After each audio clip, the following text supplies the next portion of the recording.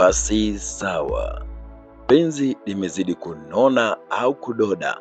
Hili ni penzi la Tony dhidi ya mwanadada ambaye anafahamika kwa jina la Tina. Aisee, kilichompata Tina ni kweli, ndio maana tunasema hii tamthilia jina lake inaitwa Bado Natafuta. Aisee, lakini bado Kelvin, wivu umeanza kuja bado, hata kwa Madam Serena bado wivu umeanza kuja dhidi ya Kelvin. Sasa nikwambie wivu gani? Lakini pia Tina, kwa nini nimesema mara ya kwanza penzi lake limedoda au limedodeana? Nikukumbushe tu kabla sijaendelea, usiweze kusahau kugusa neno ambalo limeandikwa subscribe ili uweze kuwa mwanafamilia wetu wa Swahili Top, lakini pia mwanafamilia wetu wa Donta TV. Kikubwa zaidi, usisahau kugonga alama ya kulike, lakini pia kugonga alama ya kusubscribe. Utakuwa umetusaidia kwa kiasi kikubwa sana. Lakini niwapende kutaarifu kwamba wale ambao wapo kwenye mfungo wa Ramadhani na Kwaresma, basi Mwenyezi Mungu aendelee kuwapa nguvu zaidi.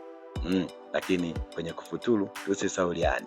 Sasa tamthilia imezidi kubamba, maana katika kipindi kilichopita tuliona mwanadada wa kuitwa Amina anasema kwamba Tina, lazima niwafuate huko huko mliko, haiwezekani pesa zangu zaidi ya milioni 200 zimeibiwa. Arasha, kumbe usilolijua ni sawa na usiku wa giza. Heri mwanadada wa kuitwa Tina angesingeenda kabisa, kwa sababu tamthilia iliyotoka siku ya leo imemwonyesha sasa mtaalamu wa kuitwa Tony amekuja na vijeba viwili vilivyoshiba kabisa. Vijeba hivyo haviongei na mtu yoyote yule, hadi viliweza kumtia wasiwasi mwanadada wa kuitwa Tina. Tina akasema kwamba Tony, mbona umekuja nao watu? Shida nini? Uliniambia leo kuhusiana na harusi. Kweli harusi ipo hapa? Yaani mwanadada Tina ameanza kupata wasiwasi. Jamaa wa kuitwa Tony akamwambia kwamba harusi ipo na itafanyika tu, lakini mambo yameingiliana, kwa hiyo harusi haitafanyika, ila itaenda kufanyika Afrika Kusini. Mwanadada Tina alipata wasiwasi, lakini mama yake yupo pembeni, ni kama balozi wa nyumba 10, anampamba mwanaye, anasema mwanangu Tina, kubali tu, kwa sababu harusi ikifanyika Tanzania, yani Bongo, lakini pia harusi ikifanyika Afrika Kusini, yani kwa Mandela, nayo ni harusi pia. Kwa hiyo mwanangu, kubaliana na uamuzi wa Tony. Uamuzi huo kwa mwanadada wa kuitwa Tina ulikuwa ni mgumu, kwa sababu ameanza kupata wasiwasi juu ya Tony, kwa sababu amekuja na vijamaa vinaitwa vijeba viwili vilivyoshiba. Yani vijamaa hivyo jimu kwao ni sawa na chakula cha asubuhi au chakula cha mchana, lazima tu uweze kula. Aisee, yani Tina akapata wasiwasi mkubwa sana. Lakini baada ya kugoma mwanadada kuitwa Tina akasema, mimi sipo tayari Tony, harusi sitaki kufanya tena, kwa sababu umeanza kunipa wasiwasi. Sasa Tony akamwambia, kwa sababu umechagua kukataa, basi utajutia maamuzi yako. Akawaruhusu vile vijeba viweze kumkamata yeye pamoja na mamake, yani kumteka. Hatimaye wakafanikiwa kuwateka kati ya mwanadada wa kuitwa Tina na mama yake. Lengo la huyu jamaa wa kuitwa Tony, lengo lake kuwapeleka Afrika Kusini ili waende kufanya biashara ambazo sio halali, yani biashara za madada poa. Baada ya kuweka kwenye gari, sasa tunaona mwanadada wa kuitwa Amina anakuja kwa Tony, anamwambia Tony, nimeibiwa pesa zangu Tony, naomba unisaidie. Tony akasema, hapana, siwezi kukusaidia kwa sababu tulikubaliana biashara ile ya kukamilishia kwa mwanadada wa kuitwa Tina ilikuwa ni biashara ya mwisho, lakini leo sitaki kuendelea na biashara na wewe. Inaonekana kabisa Tony ameshajua, kwa sababu ndio maana hakushtuka alipoambiwa na mwanadada wa kuitwa Amina kwamba nimeibiwa pesa zangu. Lakini kumbe anavyomwambia mwanadada wa kuitwa Amina, alimuona Tina kwenye gari, yani walifanya makosa kushusha vioo. Baada ya kumuona mwanadada wa kuitwa Tina, ikabidi sasa mwanadada wa kuitwa Amina azunguke kwenye gari aina ya Noah kwenda kuwaangalia. Akakuta wote wamezima, yani mama Tina pamoja na Tina mwenyewe. Ikabidi mwanadada aweze kupata wasiwasi, Tony, mwafanya nini hao? Mbona wamezima wote? Ikabidi siri iendelee kubaki siri pale pale. Basi Tony akatoa amri wamkamate na mwanadada wa kuitwa Amina waweze kumpakia kwenye gari. Yani akikukamata wanakubandika vitu ambavyo utasahau, yani utazimia kabisa, utasahau kwamba wewe ni nani, lakini pia utasahau kabisa, utalala usingizi mnono kabisa.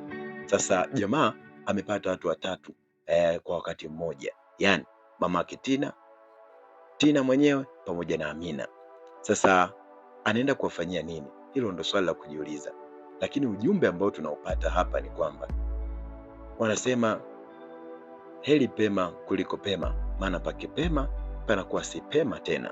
Tafsiri yake ndo hii, yani bora vitu vya kawaida akati vitu vya ajabu havijaja, kwa sababu hivi ni vitu vya ajabu ambavyo vimesababishwa na mamake Tina yeye mwenyewe, kutokana na tamaa, kutokana na kutokuthamini utu wa binadamu.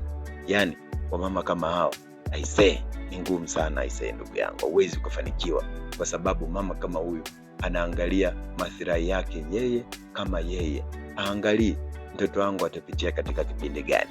Sasa hiki kipindi kinakwenda kumtesa mwanadada kuitwa Tina. Anapitia mateso makubwa sana. Mwisho wa siku ameachana na familia yake, yani mume wake ambaye alisababisha mpaka kutoa hata ujauzito huyu mama, lakini sababu ni mama Tina, wala sababu sio Tina tena. Hili la kujifunza ni kwamba inatakiwa akili za kuambiwa changanya na zako. Usiseme kwa sababu huyu ni baba amesema, huyu ni mama amesema. Nao ni binadamu, kuna muda wanakosea. Sasa penzi linavyozidi kumtesa mwanadada wa kuitwa Tina, lakini huku kwa Kelvin penzi limeanza kupaliliwa, yani ni sawa na ule wali ambao unakaribia kuiva, yani maji yanakauka kwa pembeni. Sasa hii ndio imeanza kutokea, kwa sababu tumeona mwanadada Selina akiwa na Kelvin anakuwa na amani kubwa sana, yani anakuwa na furaha ya ajabu. Sasa tunaona Kelvin ameanza kumwonea hadi uwivu kwa marafiki ambao wanakuja kumpa taarifa ndogo ndogo au kusalimiana na mwanamke wa kuitwa Selina. Kelvin anaumia kweli kweli, yani anateseka, yani moyo wake unamuuma. Mpaka mwisho wa siku mwanadada wa kuitwa Selina akamwambia, mbona unateseka sana Kelvin? Umeumia? Anamtania Kelvin baada ya Kelvin kuona ana ukaribu sana na yule askari mpelelezi ambaye anawapa taarifa Madam Selina pamoja na Kelvin kuhusiana na mienendo ya mtaalamu wa kuitwa Tony. Sasa Kelvin inamuuma sana ule ukaribu kati ya yule kamanda wa polisi ambaye ni askari cover, yani askari mpelelezi pamoja na mwanadada wa kuitwa Selina, lakini kumbe hamna kitu chochote kile, isipokuwa askari cover ni kama anamtamani mwanadada wa kuitwa Selina, lakini Selina wala hata ampi nafasi, kwa sababu yeye ni askari, lakini pia walikuwaga marafiki kipindi hicho. Kwa hiyo bado urafiki upo, haupo urafiki wa mapenzi. Urafiki wa mapenzi upo kwa mtaalamu ambaye anaitwa Kelvin. Sasa hii ni bad enough ambayo itakwenda kutokea, kwa sababu kutatengenezeka uadui wa hatari kati ya askari cover, lakini pia na mwanadada na mtaalamu wa kuitwa Kelvin. Lakini pia ugomvi wengine ni kwamba Tony hadi wakati huu ameweza kujiunga tena kwa mara nyingine tena na huyu bwana ambaye anafahamika kwa jina la Deo, kwa sababu tumeona kabisa Tony anasema kwamba mjomba Deo, nimekuja kwa kazi maalum kabisa, na nimekuja kivingine, nipo tayari, naomba mnipokee.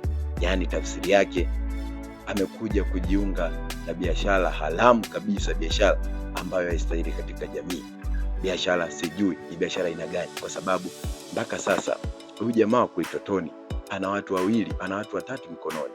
Ana mama Tina, ana Tina, lakini pia ana Amina.